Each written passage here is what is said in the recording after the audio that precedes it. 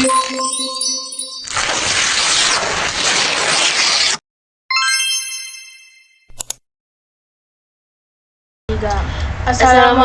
warahmatullahi wabarakatuh. Nama saya Lintang Restu Langit, nomor absen 13. Nama saya Nabila Nazar Nahniza, nomor absen 20. Kami di sini akan menjelaskan tentang KD 3.14 yaitu koloid. Koloid disebut juga dispersi koloid atau suspensi koloid. Adalah campuran yang berada antara larutan sejati dan suspensi. Dalam koloid terdapat dua fase, yaitu satu, fase terdispersi adalah zat yang mengalami penyebaran secara merata dalam suatu zat lain. Dua, medium pendispersi adalah zat yang menyebabkan terjadinya penyebaran secara merata. Perbedaan antara larutan, koloid, dan suspensi. Jika larutan adalah homogen meskipun dengan mikroskop ultra, koloid yaitu tampak homogen tapi heterogen dengan mikroskop ultra. Suspensi yaitu heterogen. Kalau larutan itu jernih, koloid tidak jernih, dan suspensi itu tidak jernih. Larutan itu satu fase, koloid dua fase, suspensi dua fase. Larutan tidak dapat disaring. Koloid dapat disaring dengan kertas saring ultra. Suspensi dapat disaring dengan kertas saring biasa. Larutan stabil atau tidak memisah. Koloid stabil, suspensi tidak stabil. Larutan diameternya kurang dari 10⁻⁷ cm. Koloid diameternya 10⁻⁷ sampai 10⁻⁵ cm. Suspensi diameternya lebih dari 10⁻⁵ cm. Di sini adalah jenis-jenis koloid. 1. Sol padat. Sol padat memiliki fase terdispersi padat dalam medium pendispersi yang padat juga. Sol padat ini terbentuk karena pengaruh tekanan dan suhu, sehingga menghasilkan padatan yang kokoh dan keras.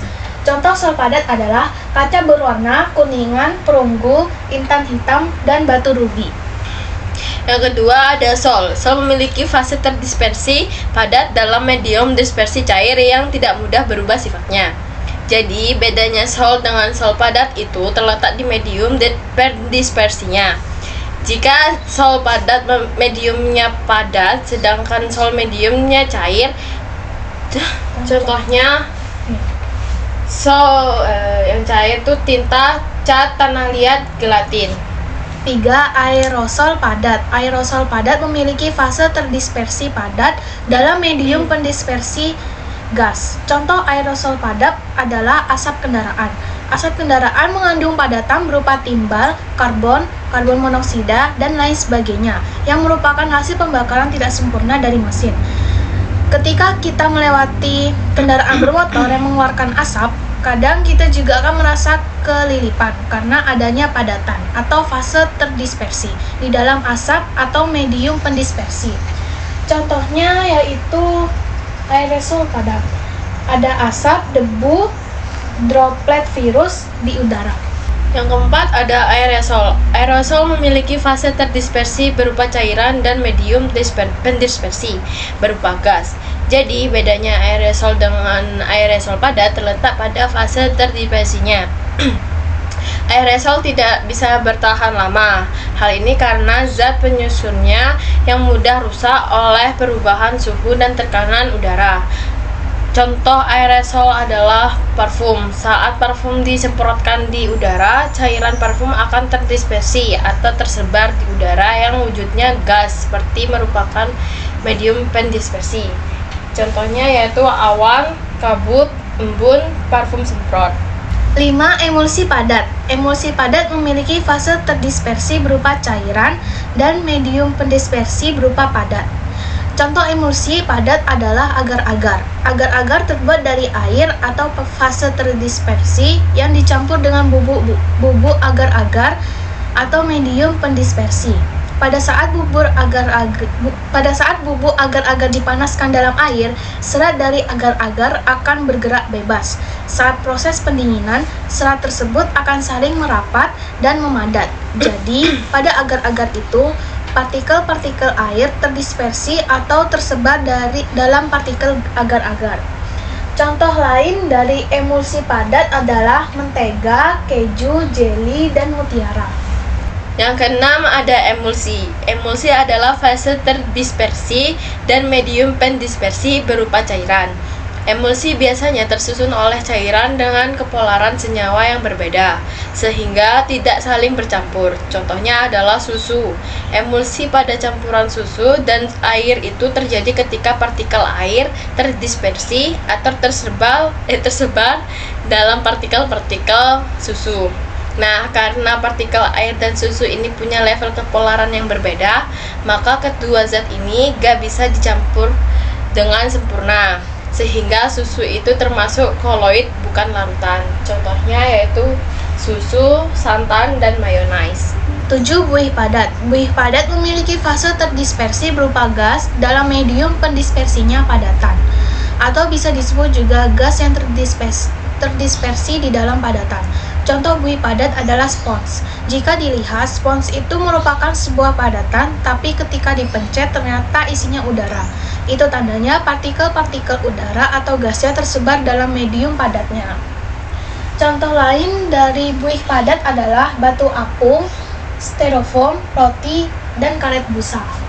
Yang ke-8 ada buih. Bedanya dengan buih padat, kalau buih memiliki fase terdispersi berupa gas dalam medium pendispersi cair, atau bisa disebut juga gas yang terdispersi di dalam cairan.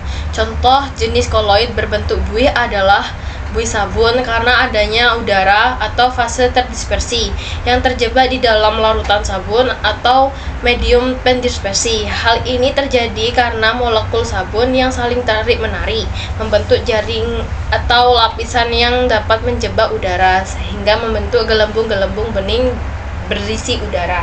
Contohnya yaitu foam, maringui, sama busa sabun. Berikutnya adalah contoh soal tentang koloid. Yang pertama yaitu proses elektrodialisis yang dilakukan terhadap larutan koloid bertujuan untuk membuang kelebihan ion-ion elektrolit dari larutan koloid. Elektrodialisis bertujuan untuk membuang kelebihan ion-ion dari larutan koloid. Contoh soal yang kedua yaitu penyusun sistem koloid asap adalah padat terdispersinya dalam gas.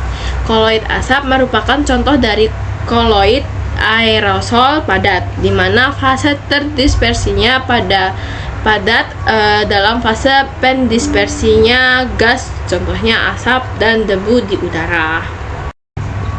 Contoh soal yang ketiga yaitu sistem koloid berikut termasuk golongan emulasi kecuali itu alkohol 70%. Sistem koloid dari zat cair yang terdispersi dalam zat cair disebut emulasi.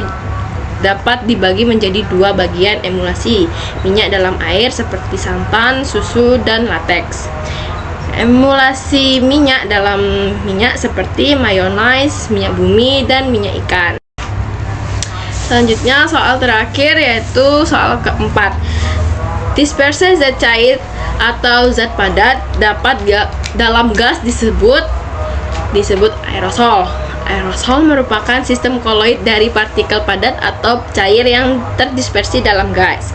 Jika zat terdispersinya adalah zat padat disebut aerosol padat, contohnya asap, debu di udara.